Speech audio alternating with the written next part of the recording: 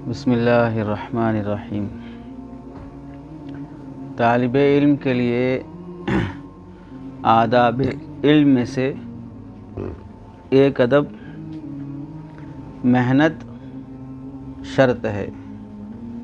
محنتی طالب علم کی منزل تک رسائی کی ہم امید لگا سکتے ہیں، ذہین طالب علم بغیر محنت کے منزل تک پہنچنے کی ہم امید نہیں لگا سکتے۔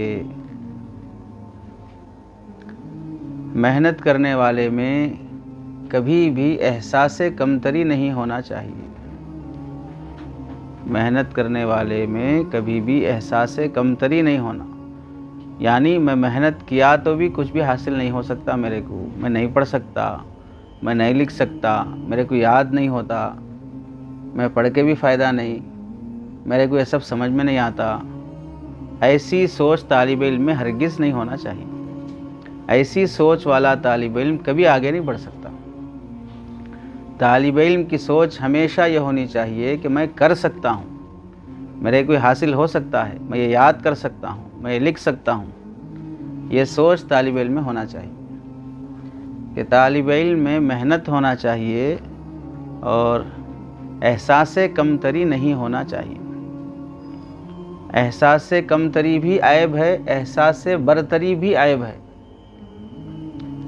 احساس کمتری میں نہیں کر سکتا، میرے سے نہیں ہو سکتا، میں نہیں پڑھ سکتا، حفظی اچھا تھا، عالمیت آسان سمجھا، حفظ کرنے کے زمانے میں حفظ مشکل دکھا، ایسا سوچا عالمیت بہت آسان رہتا، عالمیت میں آئے تو معلوم ہو رہا حفظی اچھا ہے، یہ بہت مشکل دکھ رہا ہے، یہ نہیں ہو سکتا میرے سے۔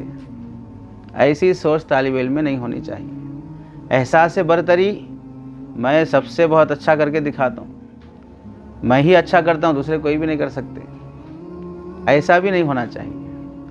آدمی میں جذبہ ہونا چاہیے، دوسرے کو گرانے کا، دوسرے کی تحقیر کا خیال نہیں آنا چاہیے۔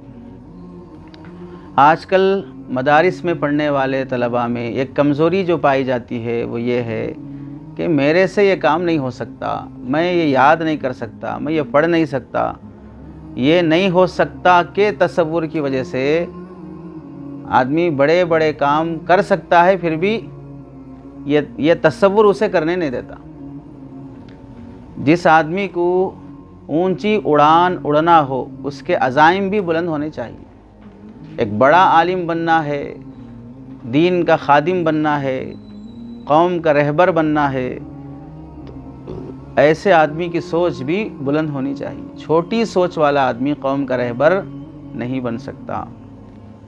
تنگ نظر تنگ ظرف آدمی قوم کے میدان کو سنبھال نہیں سکتا ہے، خدمت کے میدان کو۔ ہمیشہ طالب علم میں بلند ہمتی ہونا چاہیے، بلند حوصلہ ہونا چاہیے۔ ایسی بلند ہمتی، ایسی بلند سوچ جیسے پرندے کے دو بازو ہوتے ہیں، کتنی اونچی اڑان اڑتا ہے صرف ان دو بازوؤں کے بھروسے پر۔ اسے کبھی یہ ڈر نہیں ہوتا کہ میں اوپر سے گر جاؤں گا، گر گیا تو میری جان چلی جائے گی۔ ایسا تصور اگر پرندے میں آ گیا تو پرندہ کبھی بھی اڑ نہیں سکتا ہے۔ ایسا ہی طالب علم میں کبھی بھی میں یہ نہیں کر سکتا کا تصور آ گیا تو کبھی وہ آگے نہیں بڑھ سکتا۔ تو انسان اپنی ہمت میں بلند ہونا چاہیے تو اعلیٰ مقامات اسے حاصل ہوتے ہیں۔ اپنے حوصلوں کو آہنی دیوار کی طرح بنانا طالب علم کی ذمہ داری ہے۔ حوصلوں کو آہنی دیوار بنانا، لوہے کی دیوار بنانا۔ لوگ گھروں میں گارے مٹی اینٹ کی دیوار بناتے، لوہے کی دیوار جسے کوئی توڑ ہی نہیں سکتا۔ میں یہ کر سکتا ہوں تو کر سکتا ہوں بس۔ ایسی بلند ہمتی، ایسی مضبوط ہمت ہونا چاہیے۔ تعلیم المتعلم ایک کتاب ہے، اس میں طلباء کے آداب میں سے بات لکھی ہے، جو شخص کسی بھی چیز کو حاصل کرنا چاہتا ہے اس کے لیے بنیادی چیزوں میں سے ایک بہت بنیادی چیز ہے عالی ہمتی اور کوشش۔ بلند ہمت اور کوشش، اونچا حوصلہ اور ارادہ رہنا اور کوشش کرتے رہنا۔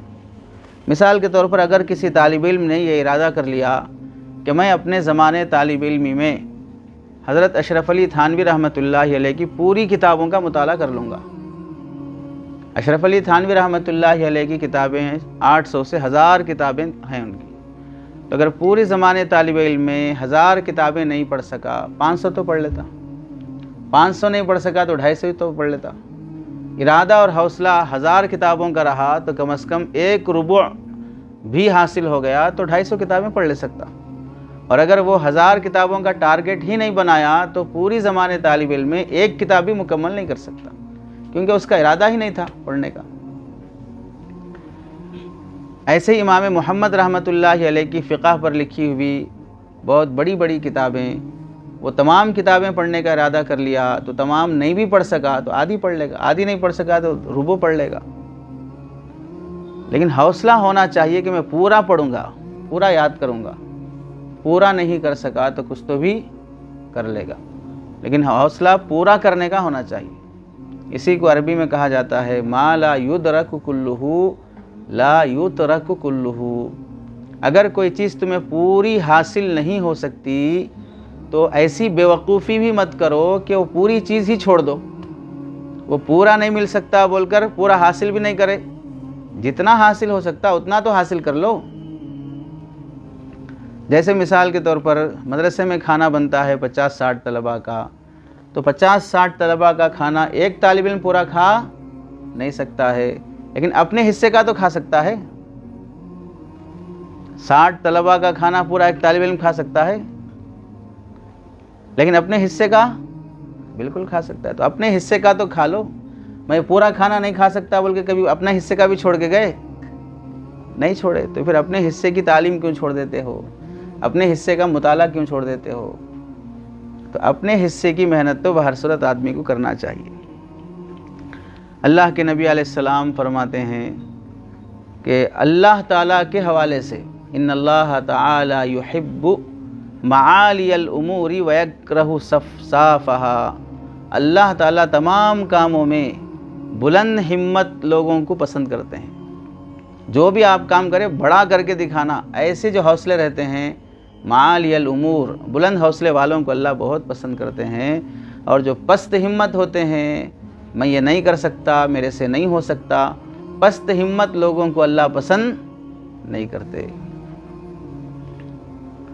حضرت اشرف علی تھانوی رحمۃ اللہ علیہ حکیم الامت رحمۃ اللہ علیہ فرمایا کرتے تھے اللہ کے فضل سے کام سب کچھ ہو سکتا ہے, بس ہمت کی ضرورت ہے. ہر کام انسان کر سکتا, لیکن شرط ہے ہمت. ہمت کی ضرورت ہے. بندے کا فریضہ ہے کام شروع کرنا, اور اللہ کا کرم اور اس کی ذمہ داری ہے کام کو تکمیل تک پہنچانا. اس ارادے سے اگر آدمی چند دن بھی کام کرنے کے لیے مضبوط ارادہ کر لے گا تو آپ دیکھ لو کام کرنے والے لوگ دنیا میں ایسے گزرے ہیں, ایسے بڑے بڑے پہاڑ جن پر انسانوں کا چڑھنا مشکل تھا وہاں پر لوگ فارم ہاؤس بنائے جا کے. ایسے بڑے بڑے دیوار جہاں پر انسان جاتے ہوئے ڈرتا ہے ان جگہوں پر ڈراؤنی سیڑھیاں بنائے لوگ, عجیب عجیب قسم کی عمارتیں بنائے لوگ. سمندر جس میں پانی جانا جہاز گزرنا بھاری ہوتا تھا, سمندر میں لوگ محل بنائے, مارکیٹ بنائے سمندر کے اندر. سمندر کے اندر مارکیٹ بنائے لوگ, چائنا کے لوگ. ارے سمجھے, اوپر پورا پانی ہے, نیچے پورا مارکیٹ ہے, لوگ پانی کے اندر جا کے مارکیٹ میں خرید لے کے آتے ہیں. تو بلند ہمتی ہے لوگوں میں, تو جو نہیں ہو سکتا تھا وہ بھی کر کے دکھا رہی. ابن شبیب رحمۃ اللہ علیہ کا بہت بہترین مقولہ ہے, طبیعت تربیت سے بنتی ہے اور علم تلاش سے ملتا ہے. طبیعت تربیت سے بنتی ہے اور علم تلاش کرنے سے ملتا ہے. اس میں میں ایک اضافہ کرتا ہوں, طبیعت تربیت سے بنتی ہے اور تربیت خلاف طبیعت امور سے کو بولتے ہیں. تربیت خلاف طبیعت امور کو بولتے ہیں. خلاف طبیعت امور پیش آئے تو تربیت ہوتی ہے. تو جو چیز ہماری طبیعت کے خلاف ہوتی ہے وہ ہمارے تربیت کے موافق ہوتی ہے. ہماری طبیعت کے خلاف ہے وہ, لیکن اس میں ہماری تربیت ہے, اور تربیت سے طبیعت بنتی ہے. اور کسی بہت بڑے عقل مند شخص نے کہا ہے العقول مواہب والعلوم مکاسب.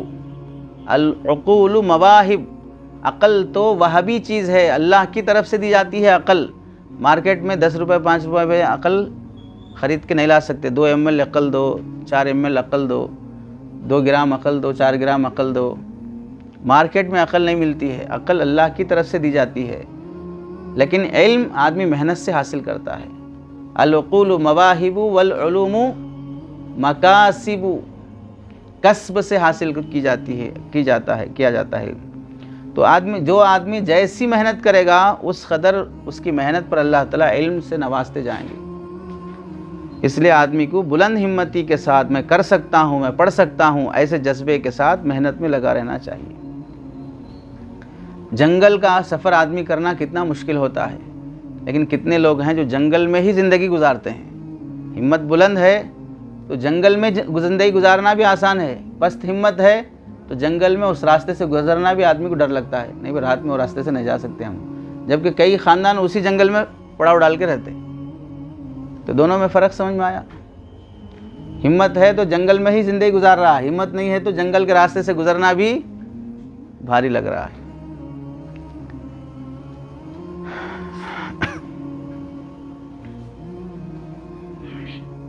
شیخ سعدی رحمۃ اللہ علیہ دنیا کے بہت مشہور عالم دین گزرے ہیں. اللہ بہت حکمت، عقل، علم، دانائی بہت نوازا تھا. تو ان کی زندگی میں علم حاصل کرنے کا داعیہ شوق کیسے پیدا ہوا، عجیب قصہ لکھا ہے ان کی زندگی کا. بچپن میں علم حاصل نہیں کر سکے، شادی ہو گئی.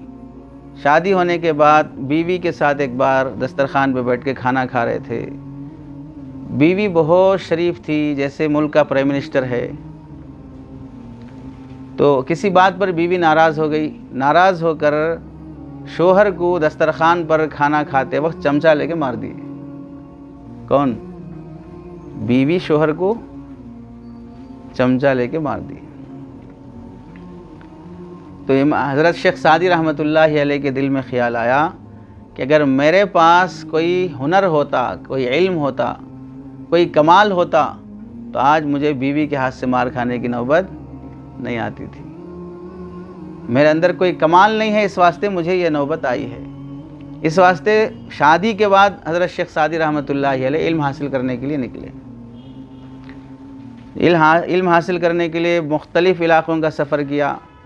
اب بڑی عمر میں علم حاصل کرنے چلے ہیں تو آدمی کی زبان نہیں پلٹتی. بچہ جب رہتا ہے تو چھوٹے بچے کی زبان جیسا پلٹتی، بڑے آدمی کی زبان اتنا نہیں پلٹ سکتی ہے.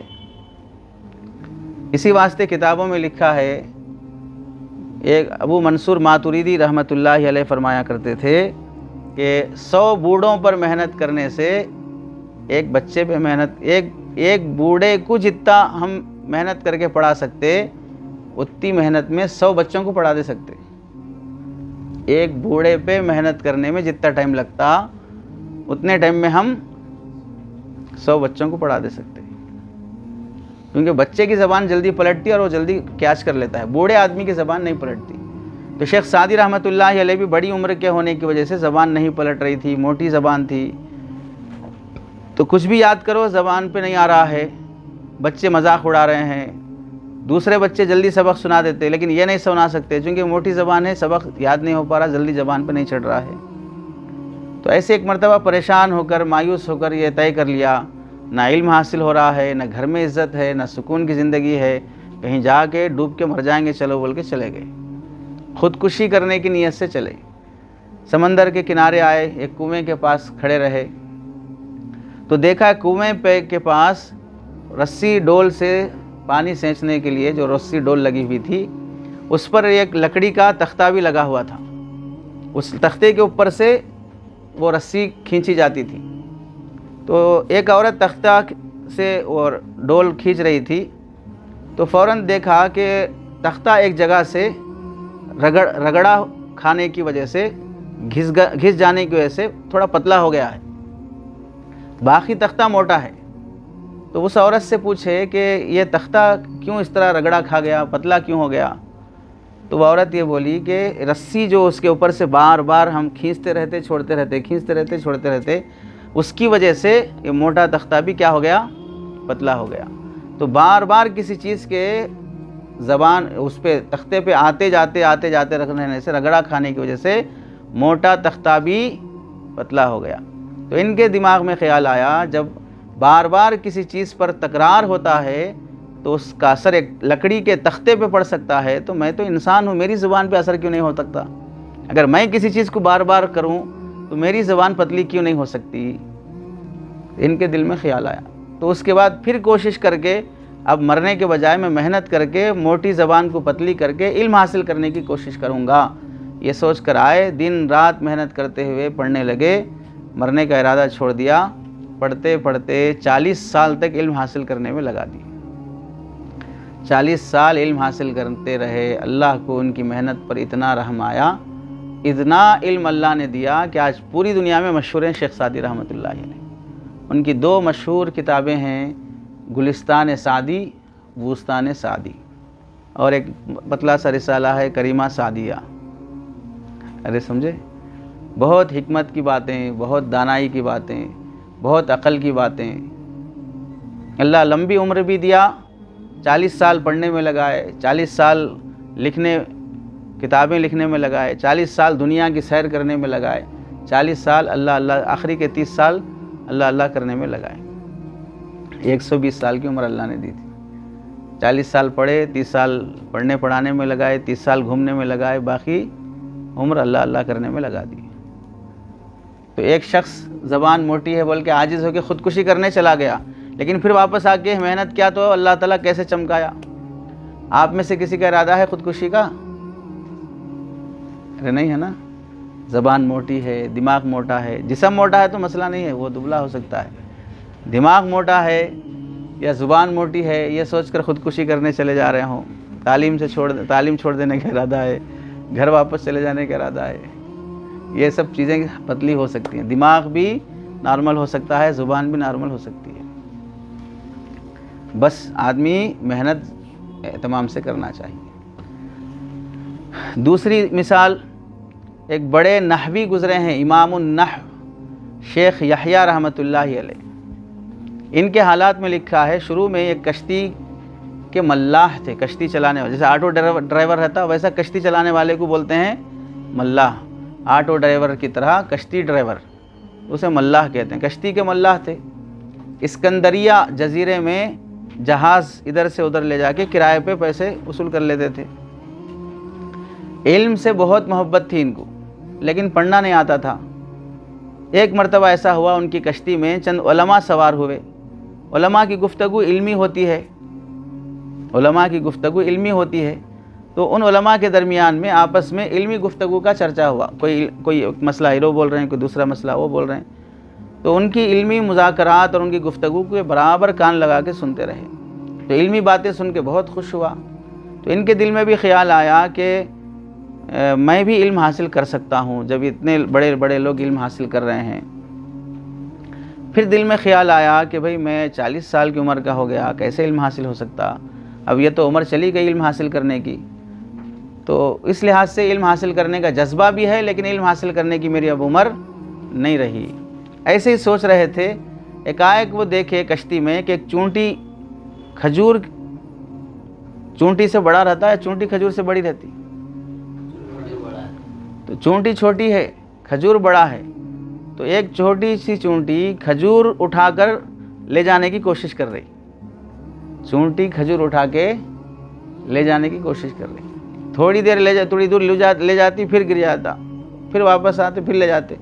تو کئی بار دیکھنے کے بعد چونٹی آخر کار محنت کرتے کرتے اس کھجور کو اپنے بل تک لے جانے میں کامیاب ہو گئی۔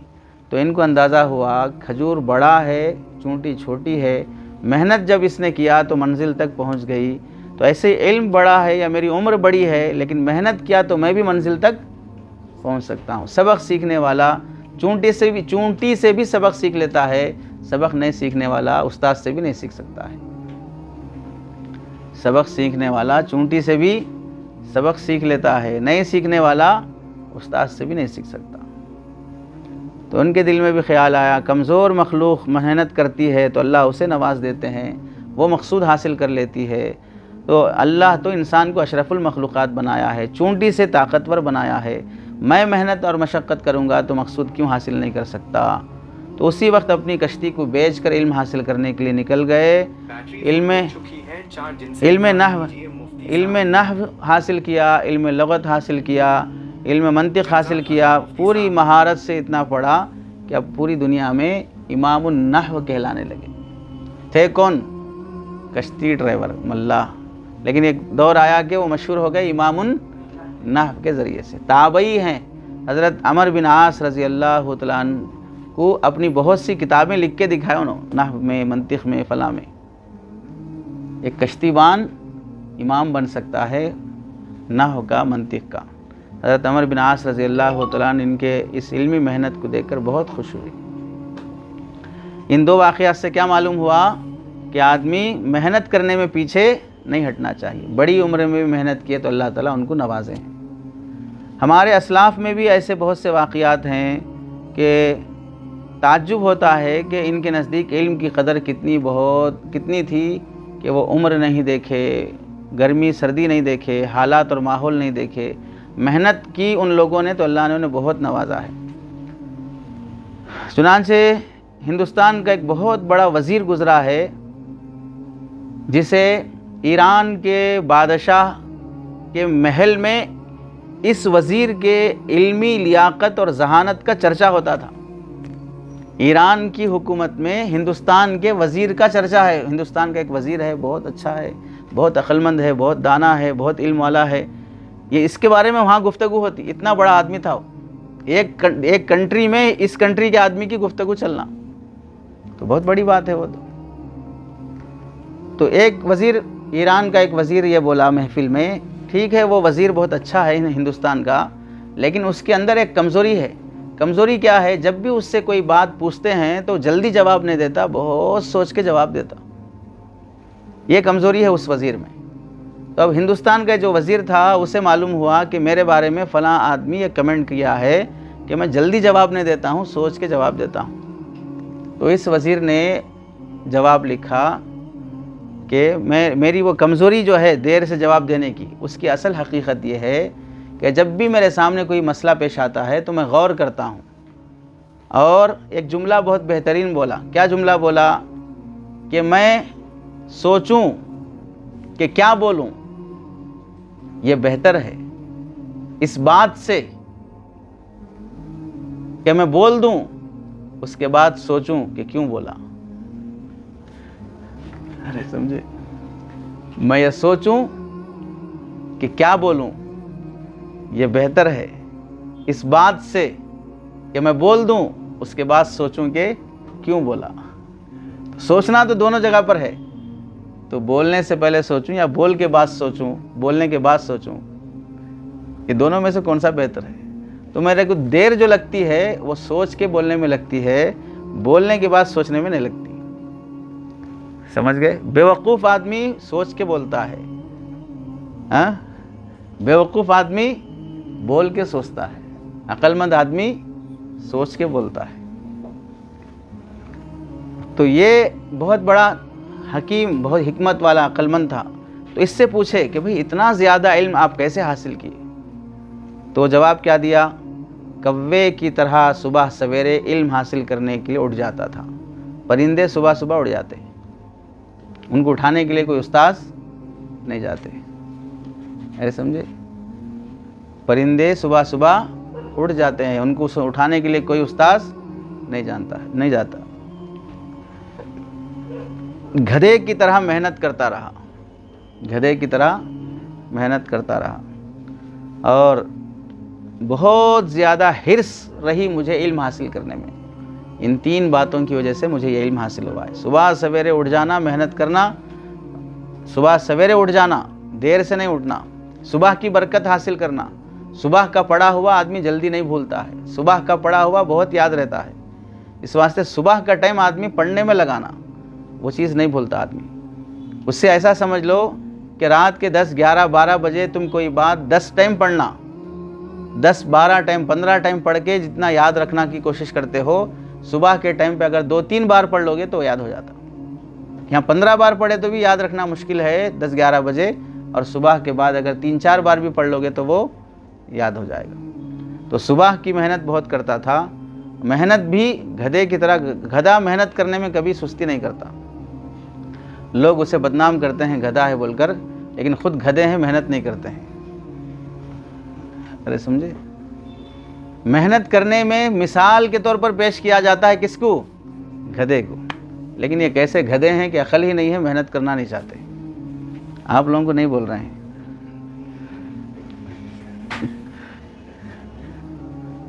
आप लोग कितने अक्लमंद हैं, जब हम बोलते हैं कि आपको नहीं बोलते हैं तो फिर भी आप समझते हैं हमको बोल रहे हैं। इमाम फर्रा रहमतुल्लाह अलैह कहते हैं, हकीम जालिनूस से पूछा गया कि अपने सब साथियों में से सबसे ज़्यादा हिकमत आपको कैसे हासिल हुई, दूसरों को क्यों हासिल नहीं हुई? तो जालिनूस ने जवाब दिया कि क्या बेहतरीन जवाब दिया, देखो, किताबें ख़रीदने, किताबें पढ़ने पर मैंने इतना ज़्यादा चराग में तेल डालने के लिए पैसे खर्च किए हैं जितना कि शराबी शराब पे पैसा खर्च करता है। शराबी शराब पे जितना पैसा खर्च करता है, मैं चराग के तेल पर उससे ज़्यादा पैसा खर्च किया ताकि चराग की रोशनी में मैं किताबें पढ़ सकूं, मुताला कर सकूं। समझ गए? तब जाके ये इल्म हासिल हुआ है। इब्नुल मुकरी एक आलिम गुजरे हैं, वो फरमाते हैं, मैंने सिर्फ एक नुस्खा, एक किताब पढ़ने के लिए इब्न फ़ज़ाला एक मुसन्निफ़ हैं, उनकी एक किताब पढ़ने के लिए, उनकी एक किताब हासिल करने के लिए 70 मंजिल का सफ़र किया। कितने मंजिल? 70 मंजिल का सफ़र किया। और वो किताब कैसी थी? अगर वो किताब लाने के वास्ते जो मैं 70 मंजिल का सफ़र किया, वो किताब लाकर अगर मैं किसी दुकान वाले को दे के ये किताब रख ले के मेरे को एक रोटी दो बोले तो भी नहीं देता उन्हें। किताब की वरख उतने फट गए थे वो, लेकिन फिर भी वो किताब मेरे को पढ़ना था। उसके वास्ते 70 मंजिल का सफ़र किया। 70 मंजिल आज के ज़माने के हिसाब से अगर देखे जाएँ तो 840 मीटर होते, मील होते, 840 मील। 840 मील मौजूदा किलोमीटर के हिसाब से अगर आप देखेंगे तकरीबन 1400 से 1500 किलोमीटर होते। 1500 किलोमीटर का सफ़र किया, क्या वास्ते? एक किताब हासिल करने के वास्ते। ये थी उन लोगों की मेहनत। शेख मोहम्मद सुलेमान अपनी किताब किताबुम मिन अखलाक़िल उलमा, इसमें जामिया अज़हर में अपनी तालिब इल्मी के हालात बयान करते हुए लिखते हैं कि इल्म हासिल करने में हम लोग इतनी मेहनत करते थे कि कभी थकते नहीं थे। फजर से लेकर रात के तिहाई हिस्से तक इल्म हासिल करने में मशगूल रहते।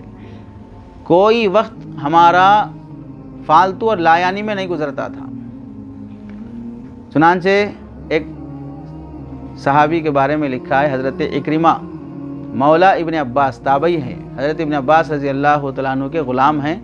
हज़रत इक्रिमा ये लिखते हैं, मुझे कुरान की एक आयत का शान नुज़ुल जानना था कि ये आयत अल्लाह ताला कब और किस मौके पे नाजिल करे। वो आयत का शान नुज़ुल जानने के वास्ते मैं 14 साल तक परेशान रहा। 14 साल तक उलमा से पूछता रहा, ये आयत का शान नुज़ुल क्या है, ये आयत का शान नुज़ुल क्या है। बिल आखिर तलाश करते करते 14 साल के बाद मुझे उस आयत का शान नुज़ुल सही मालूम हुआ। लेकिन उससे मालूम करने के लिए कितने साल तलाश में रहे, और हम 5 साल में आलिम बनना चाह रहे हैं।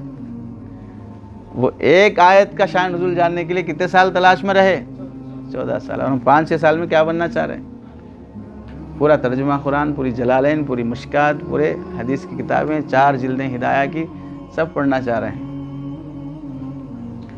शेख जमालुद्दीन रहमतुल्लाहि अलैह के हालात में लिखा है, इल्म हासिल करने के लिए आदमी फ़नाइयत के दर्जे तक पहुंच जाना चाहिए। यानी इल्म हासिल करने के लिए जान चली जाए तो कोई मसला नहीं, उस दर्जे आदमी मेहनत करना चाहिए।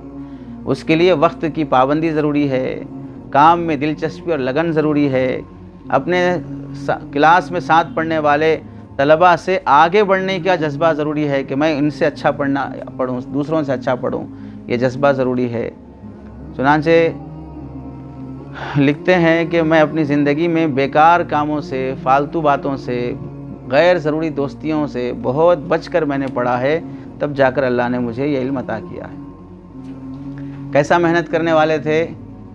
आप भी सुने हैं, इमामुल अदब ایک بڑے عالم گزرے ہیں علامہ جاحظ رحمۃ اللہ علیہ، علامہ جاحظ رحمۃ اللہ علیہ کیسے تھے شکل صورت سے؟ اتنے بدصورت تھے کہ ایک جگہ بیٹھے ہوئے تھے دکان پہ، ایک عورت آئی، آ کر ان کو ہاتھ پکڑ لے کے گئی۔ فوٹوگرافر جو رہتا ہے تصویر بنانے والا ہاتھ سے، اس کے پاس لے جا کے کھڑا کری، یہ بولی اس کے جیسا بول کے چلی گئی۔ تو پریشان، میں خاموش بیٹھا ہوں، عورت آ کے ہاتھ پکڑ کے لے جا کے دکان کے پاس کھڑا کر دے کے اس کے جیسا بول کے چلے گئی، کیا بولنا چاہ رہے آخر؟ تو دکاندار سے پوچھے کیا ہے معاملہ آخر؟ تو دکاندار یہ بولا کہ یہ عورت آ کے میرے کو یہ بولی مجھے شیطان کی فوٹو بنا کے دو۔ بولا میں شیطان آج تک نہیں دیکھا، کوئی تصویر لا کے دیے تو میں اسے دیکھ کے بناتا ہوں، تو لا کے تمہارے کو دکھا کے اس کے ایسا بناؤ بول کے۔ ارے سمجھے کتنی انسلٹ ہو جاتی ہے آدمی کی؟ نہیں سمجھے کتنی آدمی کی عزت جاتی ہے؟ تو صورت شکل میں ایسے تھے، لیکن علم میں اتنی مہارت تھی، اس زمانے کے بڑے بڑے بادشاہوں کی اولاد بھی ان کے پاس آگے پڑھتی تھی، اتنا زیادہ علم تھا۔ اتنی کتابیں جمع کیے تھے کہ آخر عمر میں فالج اٹیک ہو گیا تھا، ہاتھ پر گر جاتا نا، فالج اٹیک ہو گیا تھا۔ 8 سال تک فالج کی بیماری میں رہے، لیکن 8 سال فالج کی بیماری ہوتے ہوئے بھی کتابوں کا مطالعہ، کتابیں لکھنے کا سلسلہ برابر جاری رہا جیسا صحت کی حالت میں تھا۔ بیماری نہیں ہے تو جیسا لکھتے پڑھتے تھے، بیماری رہی تو بھی ویسا ہی رہا۔ بیماری کی وجہ سے لکھنے پڑھنے میں کوئی کمی نہیں آئی۔ اور ہم کو تھوڑا پیٹ میں درد ہو گیا، گھنٹہ چھوڑ کے سو گئے، تھوڑا سر میں درد ہو گیا، گھنٹہ چھوڑ کے سو گئے، تھوڑا ہلکا سا بخار آیا، گھنٹہ چھوڑ کے سو گئے۔ اور یہاں فالج کی بیماری بھی آ گئی تو بھی صحت کے زمانے کی طرح لکھنا پڑھنا جاری ہے۔ اتنی کتابیں جمع کیے تھے، ان کی زندگی میں آتا ہے شروع میں غریب تھے، کتابیں نہیں خرید سکتے تھے، تو کھانے پینے کے پیسے بچا کے کتب خانے والوں سے کہتے کہ میں کتاب خرید نہیں سکتا، البتہ آپ کا کتب خانہ میرے کو کرائے پہ دے دو، کتابیں پڑھ لے کے پھر واپس دے دیتا ہوں آپ کو، وہ کرائے کے پیسے لے لو۔ اس طرح کتب خانے والوں جیسا گاڑی کرائے پہ لیتے یہاں سے وہاں تک جانے کے واسطے، پہنچ کے بعد گاڑی آپ کے حوالے کر دیتے، ویسا کتب خانہ کرائے پہ لے کے رات بھر کتابیں پڑھتے رہتے، صبح کتب خانہ حوالے کر دیتے۔ جیسے آپ لوگ کبھی سفر میں آئے، کوئی ہوٹل بک کرے، روم کرائے پہ لیتے، ایک رات روم میں رہے، صبح ہوتے ہی پیسہ دے کے نکل جاتے۔ تو ہوٹل جس طرح روم کرائے پہ بک کرتے، ویسا کتب خانہ کرائے پہ بک کرتے، تو رات بھر کتابیں پڑھتے رہتے، صبح ہونے کے بعد پیسے دے کے نکل جاتے۔ اس طرح علم جمع کی۔ بعد میں اللہ نے دولت دی تو اتنی کتابیں جمع کی کہ گھر میں جس طرح 4 طرف دیواریں ہوتی ہیں، ان کے گھر میں 4 طرف کتابیں رہتی تھیں۔ ایک بار کسی نے کہا کہ اتنی کتابیں جمع کیے پہاڑ کی جیسے، اگر کسی دن یہ کتابیں گرے تو اس کے نیچے دب کے مر جاتے آپ لوگ۔ ہوا بھی ویسے کہ آخری عمر میں فالج کی بیماری ہے، اٹھا چلا جانا مشکل ہے، تو ایک کتاب نکالنے گئے تو کتابیں ساری ان کے اوپر گر گئی، اسی میں انتقال ہو گیا۔ گاڑی کے نیچے ایکسیڈنٹ ہو کے مر گئے، یہ سنے ہیں۔ ٹرین کے سامنے آ گئے، انتقال ہو گئے، سنے۔ موٹر سائیکل سے ایکسیڈنٹ ہو گیا، انتقال ہو گئے، سنے۔ لیکن کتابوں سے ایکسیڈنٹ ہو گیا اس واسطے انتقال ہو گئے۔ ارے سمجھے، کتابوں سے ایکسیڈنٹ ہو گیا اس واسطے انتقال ہو گئے۔ کون؟ علامہ جاحظ۔ گاڑی کے نیچے آ کے مرنے والا جب شہید ہے تو کتابوں کے ایکسیڈنٹ میں مرنے والا شہید نہیں ہوگا؟ ایسا ذوق تھا ان لوگوں کو کتابوں کا۔ امام محمد رحمۃ اللہ علیہ اور حضرت امام محمد رحمۃ اللہ علیہ کی محنت کا اندازہ دیکھو، کیسا محنت کرتے، تب جا کے 1000 کتابیں لکھے امام محمد رحمۃ اللہ علیہ۔ امام شافعی فرماتے ہیں جو امام محمد کے شاگرد ہیں، ایک مرتبہ میں اپنے استاذ کے پاس مہمان بنا، رات قیام کیا اور صبح تک نماز پڑھتا رہا۔ استاذ کے گھر گئے، مہمان بنے، رات بھر نماز میں رہے امام شافعی۔ تو نماز پڑھتے ہوئے میں نے امام محمد کو دیکھا کہ رات بھر بستر پر لیٹے ہوئے ہیں، کبھی ادھر پہلو بدلتے، کبھی ادھر پہلو بدلتے، نیند نہیں آ رہی تھی، خالی ایسے لیٹے ہوئے تھے۔ صبح ہونے کے بعد وضو کیے بغیر فجر کی نماز پڑھنے کے لیے آ گئے۔ فجر کی نماز پڑھنے کے بعد میں نے پوچھا کہ آپ تو سوئے ہوئے تھے، وضو بنائے بغیر آپ آ کے نماز پڑھا دیے۔ تو امام محمد نے فرمایا میں سویا کہاں تھا، میں مسائل میں غور کر رہا تھا، قرآن مجید کی آیتوں میں۔ الحمدللہ آج کی رات قرآن کی آیتوں میں غور کرتے کرتے میں نے 1000 نئے مسئلے نکالے ہیں۔ کتنے؟ 1000 نئے مسائل اللہ نے مجھے.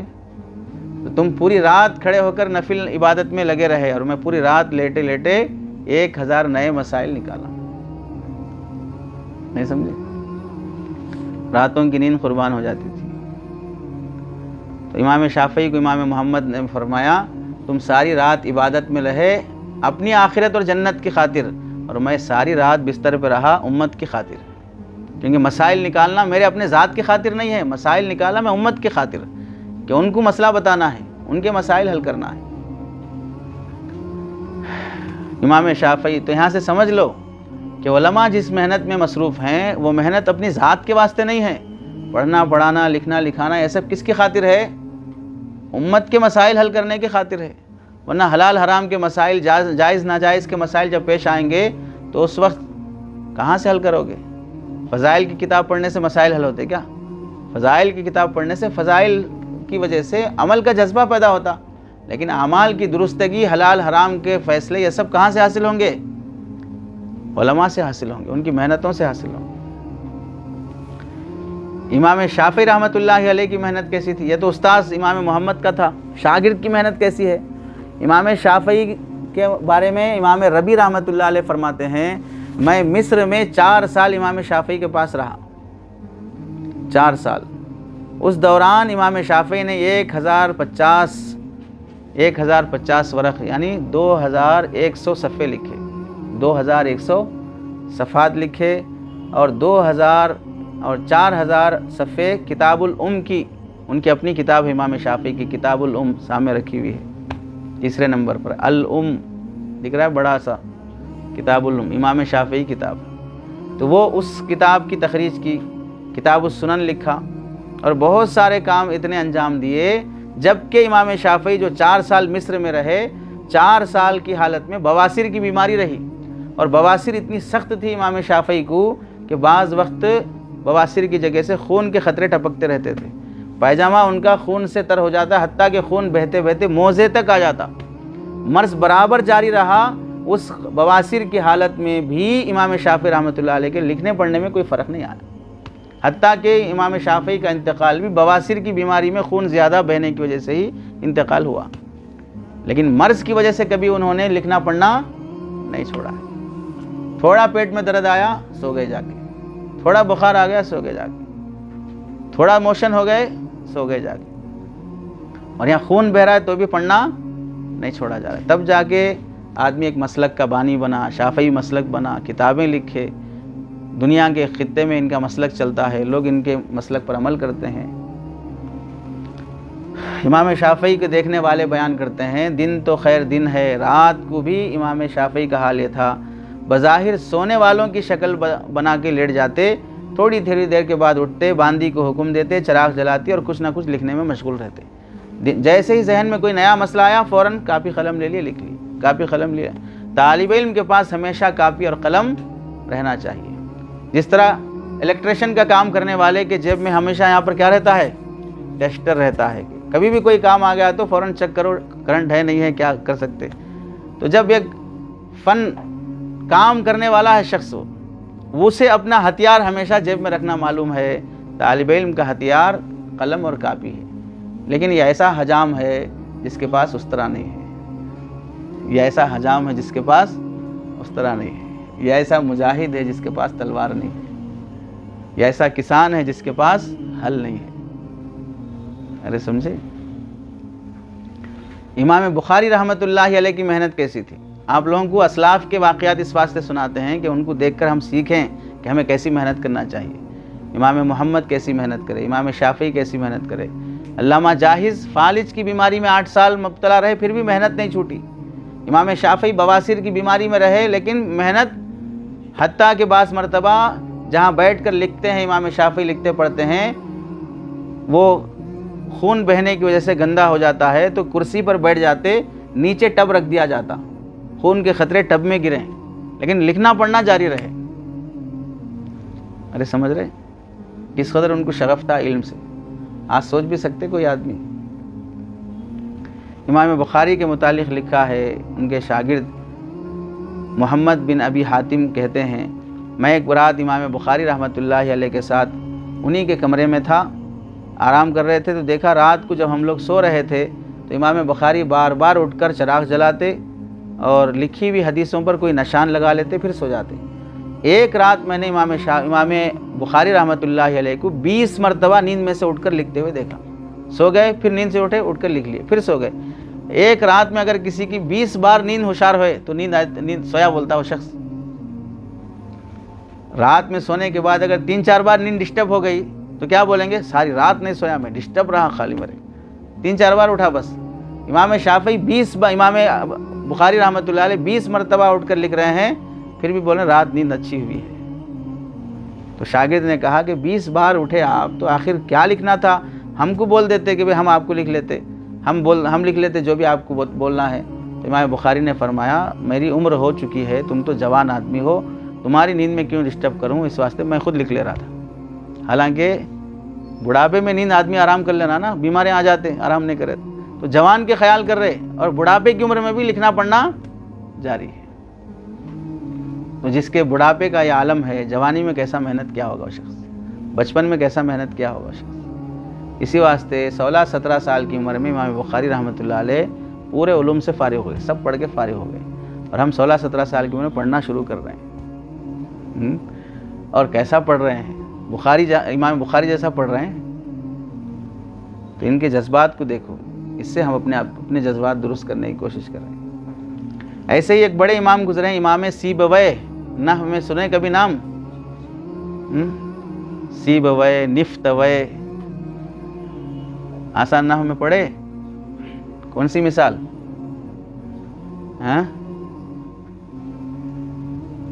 تو امام سیبویہ کے ابتدائی حالات میں لکھا ہے کہ طالب علم میں فقہ اور حدیث پڑھایا کرتے تھے۔ کون سا فن تھا ان کا؟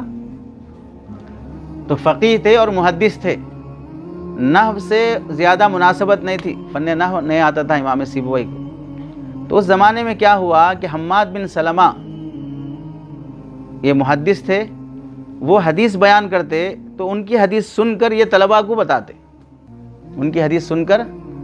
اب مائک نہیں تھا اس زمانے میں، دور تک آواز جانا ہے تو آپ لوگ دیکھے ہوں گے اجتماعات کے موقع پر آواز نہیں جاتی تو بیچ میں مکبر رکھ لیتے، امام کے تکبیر سن کر بیچ میں پھر کوئی آدمی تکبیر بولتا، پیچھے والوں کو آواز پہنچتی۔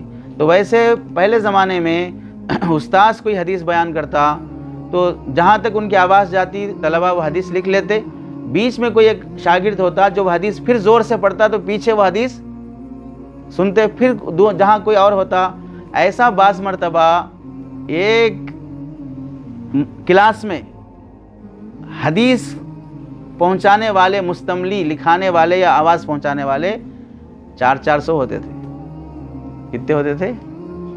400 ہوتے تھے۔ تو پڑھنے والے کتنے ہوں گے پھر؟ تو یہ مستملی تھے، لکھانے کے سننے کے بعد دوسرے کو نقل کرتے تھے۔